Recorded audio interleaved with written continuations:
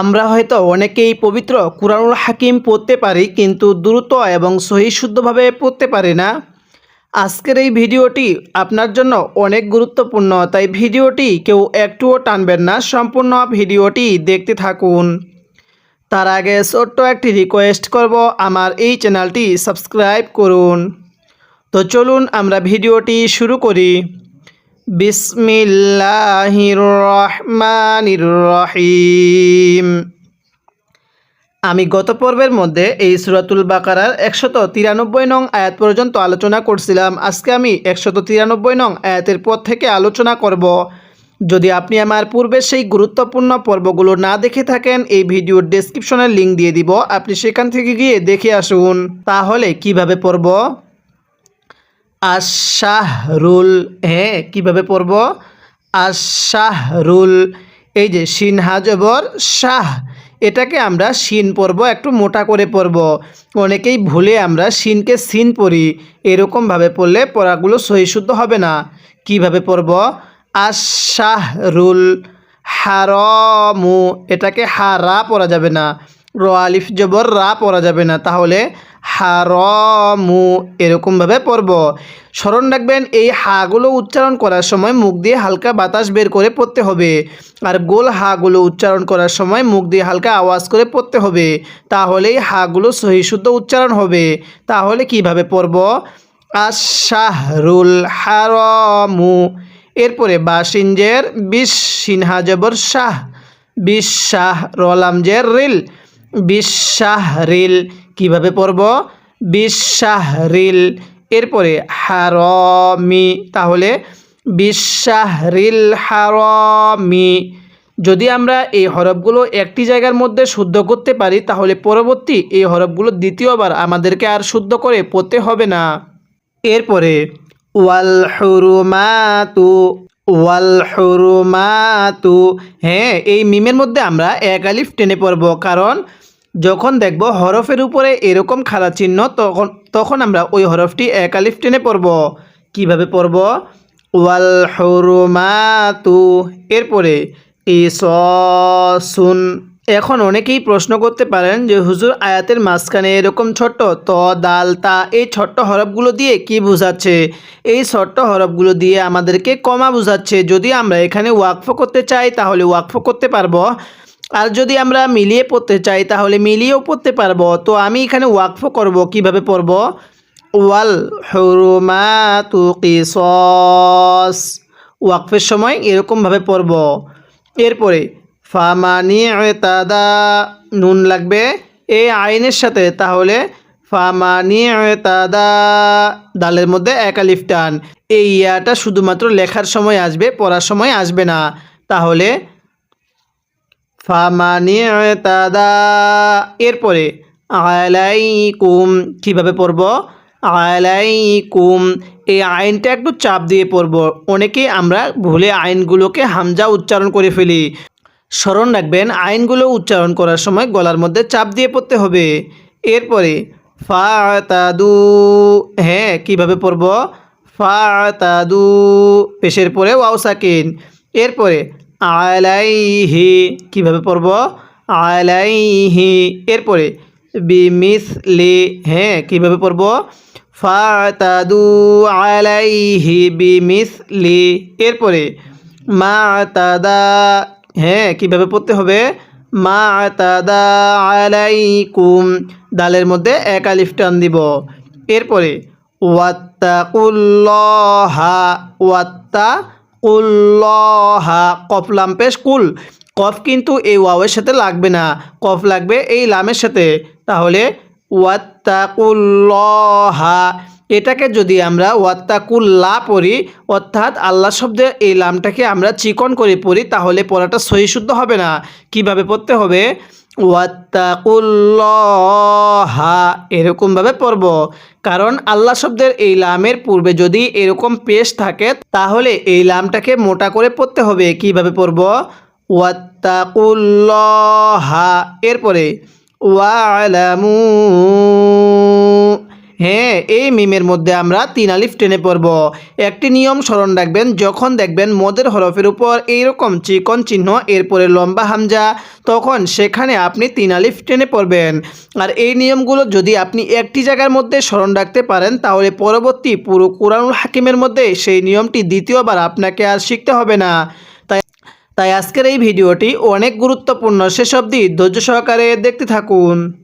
এরপরে আন্নাল্লাহা কীভাবে পড়ব? আন্নাল্লাহা, এটাকে আন্নাল্লাহ পড়া যাবে না। আল্লাহ শব্দের পূর্বে জবর থাকলে এই লামটাকে মোটা করেও পড়তে হয়। এরপরে মাআল মুত্তাকিন কীভাবে পড়ব? মাআল মুত্তাকিন, এরকমভাবে শিখব। তাহলে আন্নাল্লাহা মাআল মুত্তাকিন, এখানে একটি নিয়ম স্মরণ রাখবেন, আল্লাহ শব্দের পূর্বে যখন এরকম জবর থাকবে তখন মোটা করে পড়তে হবে, অথবা এই আল্লাহ শব্দের লামের পূর্বে যখন এরকম পেশ থাকবে তখন মোটা করে পড়তে হবে। এই দুই নিয়মে আপনি এই আল্লাহ শব্দের লামটাকে মোটা করে পড়বেন, এটা স্মরণ রাখবেন। এবার আমি এই আয়াতের শুরু থেকে পড়ব, আর আপনি আমার সাথে সাথে মুখে মুখে পড়বেন, যাতে করে আমরা সবাই যেন এই পড়াগুলো এখানেই শিখে নিতে পারি। তাহলে আমার সাথে পড়ুন। আশ-শাহরুল, হ্যাঁ পড়ুন আশ-শাহরুল। এই হাটা উচ্চারণের সময় গলার মধ্যে আওয়াজ করব, পড়ুন আশ-শাহরুল। এরপরে আশ-শাহরুল হারামু, পড়ুন আমার সাথে আশ-শাহরুল হারামু। হ্যাঁ, আরেকবার পড়ুন আশ-শাহরুল হারামু। এরপরে বিশ-শাহরিল হারামি, পড়ুন আমার সাথে বিশ-শাহরিল। হ্যাঁ, আরেকবার পড়বেন বিশ-শাহরিল হারামি। তাহলে এবার আমার সাথে মিলিয়ে পড়ুন আশ-শাহরুল হারামু। এরপরে বিশ-শাহরিল হারামি। আমি কিন্তু হা র পড়ছি, অনেকেই আমরা এটাকে হা রা পড়ি, রকে রা পড়লে পড়াটা সহি শুদ্ধ হবে না। এরপরে আমার সাথে পড়ুন ওয়াল হুরুমাতু, হ্যাঁ পড়ুন ওয়াল হুরুমাতু, মিমের মধ্যে টান দিবেন। আর একবার পড়ুন ওয়াল হুরুমাতু। এরপরে কিসস, কীভাবে শিখব? ওয়াল হুরুমাতু কিসস। অনেকে এটাকে কিসাস পড়ি, সৎকে যদি সা পড়ি পড়াটা সহি শুদ্ধ হবে না, কারণ সৎকে সিন পড়লে পড়াটা সহি শুদ্ধ হয় না। তাহলে আমার সাথে পড়ুন ওয়াল হুরুমাতু কিসস। এবার আমি এই লাইনের শুরু থেকে পড়ব, আর আপনি আমার সাথে সাথে মিলিয়ে পড়বেন, পড়ুন আশ-শাহরুল হারামু। এরপরে পড়ুন বিশ-শাহরিল হারামি ওয়াল হুরুমাতু কিসস। এরপরে ফামানি ইতাদা, হ্যাঁ কীভাবে পড়ব? ফামানি ইতাদা। এরপরে আলাইকুম, কীভাবে পড়ব? ফামানি ইতাদা আলাইকুম।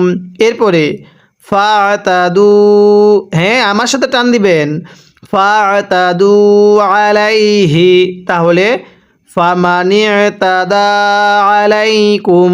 এরপরে ফাতাদু আলাইহি। এরপরে আমার সাথে পড়ুন বিমিসলি, বিমিসলি। এটা সা, অনেকে আমরা এটাকে শিন পড়ি, সাকে শিন পড়লে পড়াটা সহি শুদ্ধ হয় না।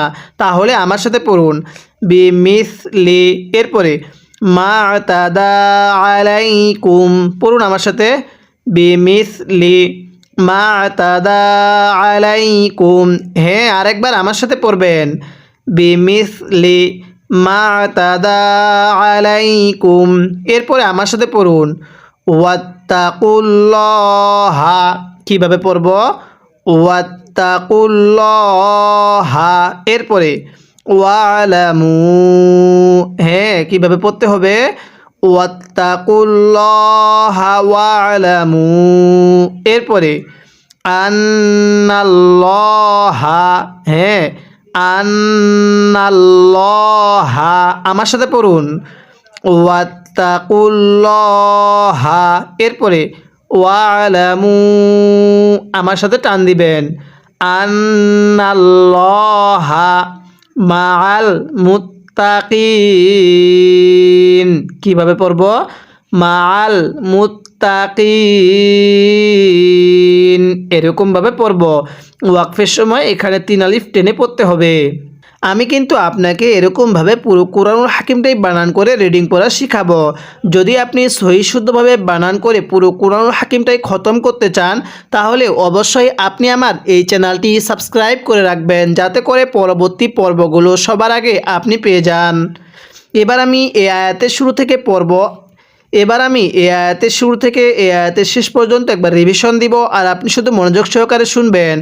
এবং এই পুরো একটি আয়াতের মধ্যে যদি আপনার কোনো একটি ভুল হয়ে থাকে, তাহলে সেই ভুলটিকে আপনি শুদ্ধ করে নেবেন। তাহলে কিভাবে পড়ব?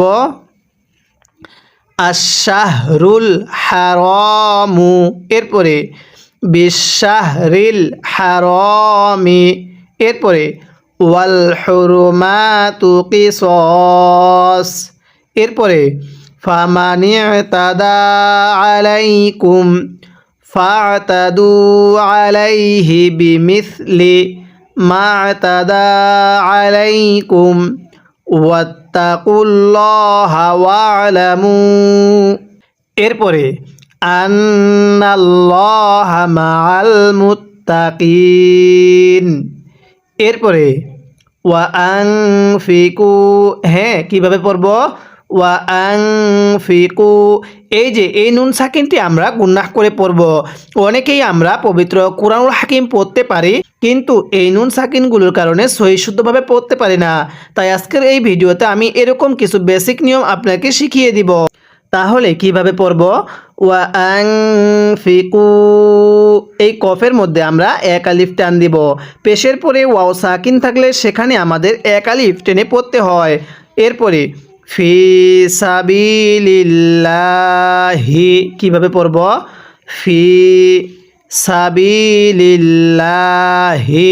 দেখুন, এই আল্লাহ শব্দের এই লামের মধ্যে আমরা লামটা চিকন করে পড়ব, কারণ আল্লাহ শব্দের এই লামের পূর্বে যখন দেখবেন এরকম জের আছে, তখন এই লামটা আপনারা চিকন করে পড়বেন। অবশ্যই আপনারা এই ছোট্ট ছোট্ট নিয়মগুলো স্মরণ রাখার চেষ্টা করবেন। তাহলে কিভাবে পড়ব?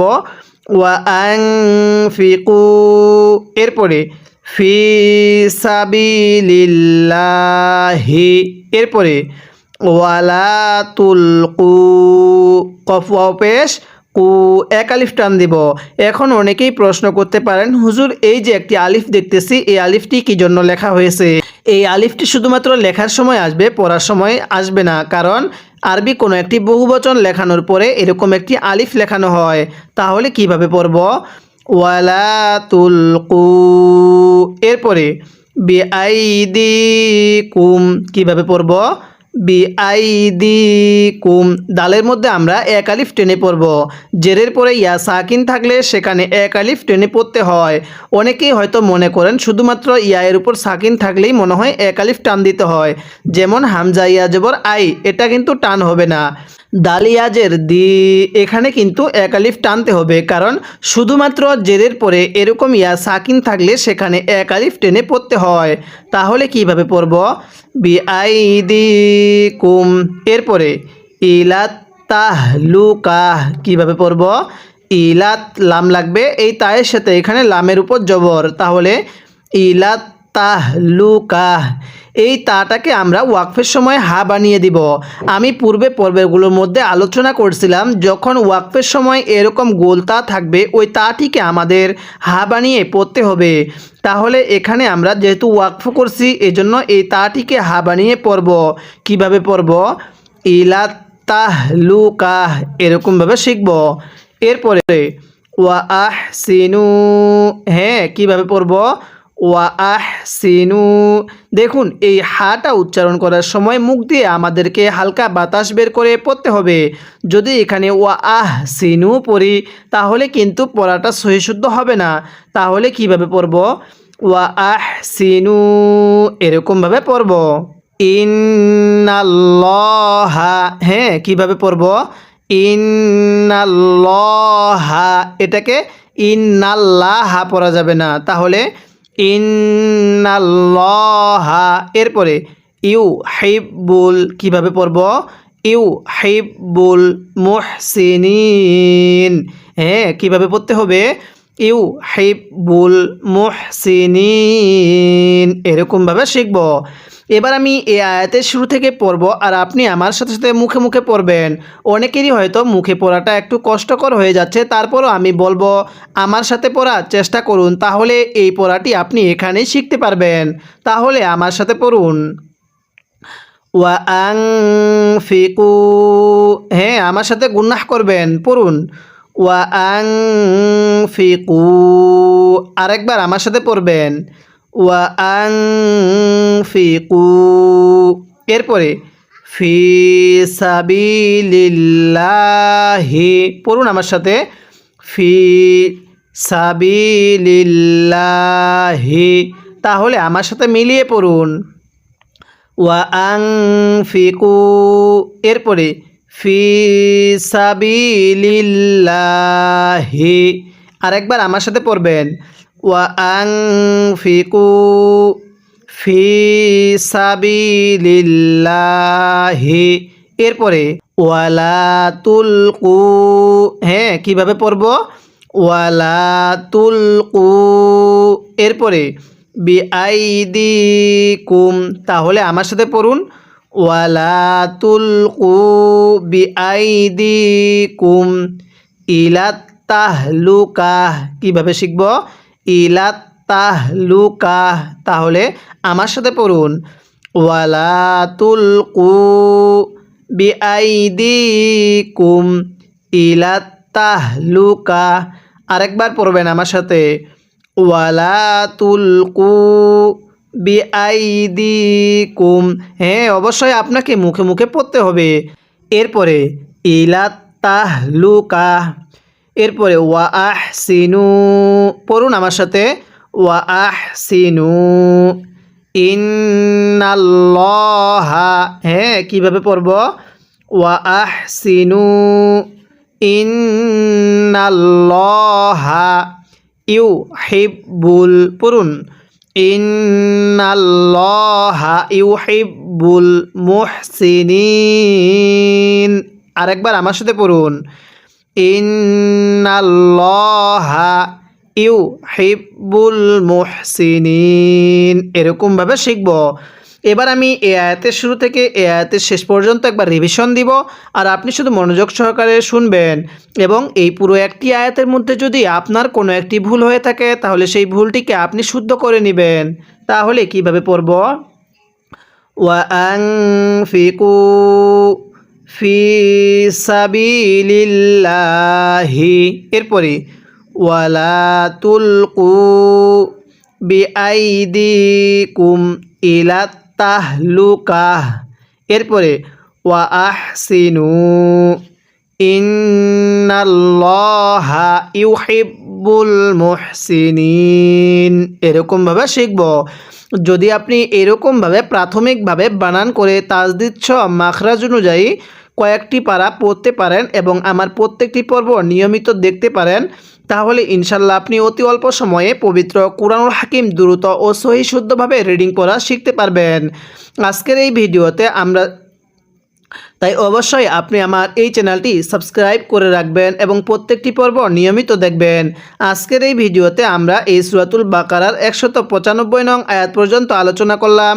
পরবর্তী পর্বের মধ্যে আমরা এরপর থেকে আলোচনা করব।